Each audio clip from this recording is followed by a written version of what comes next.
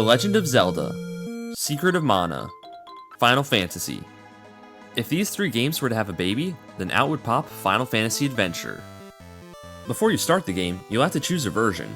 They have all 4 languages here: French, German, English, and American. Be sure you've picked the correct one, otherwise you'll get lost. I accidentally picked British, and I did not know how to get out of there. Why do they use weird symbols? Why can't they just use real letters? Alright, back to American text. The first thing you'll notice about this game is that it doesn't like articles. Either that, or everything's a proper noun. Actually, scratch that. This game straight up doesn't like grammar. Just look at this conversation.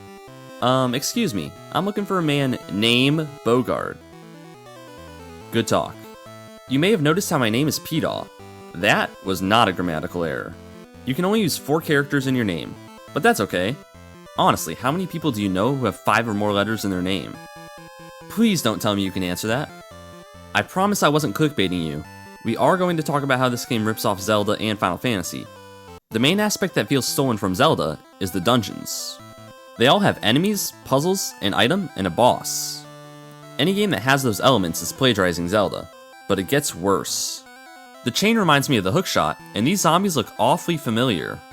Here's another similarity. Final Fantasy Adventure is fun. I might even go as far as to say addicting. Towards the end of the game, you're tasked with finding a legendary sword called Excalibur. Remind you of anything? Perhaps the Master Sword? Or maybe Excalibur from the Final Fantasy series? I was gonna say that even the title of the game stole from Final Fantasy, but then I realized that actually it's a Final Fantasy game, so I guess that makes it okay that there are chocobos. There's also a red mage, cleverly named Man. I guess that's the kind of originality you get when you can't use more than 4 letters. I really shouldn't judge though. I named the girl Girl without even knowing about Man.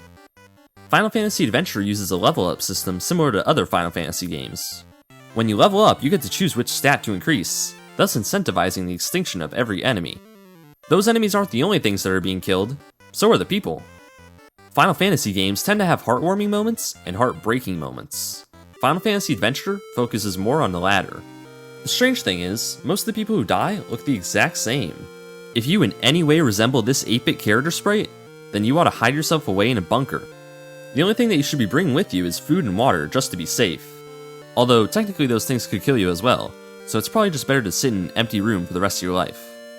You're welcome. How does this game relate to Secret of Mana? Well, there's a mana tree and chests. This may be a bit of a stretch, but the bar at the bottom of the screen reminds me of the percentage bar from Secret of Mana. The one in Final Fantasy Adventure is used to unleash a secret move when it's filled up. Each weapon type does something different.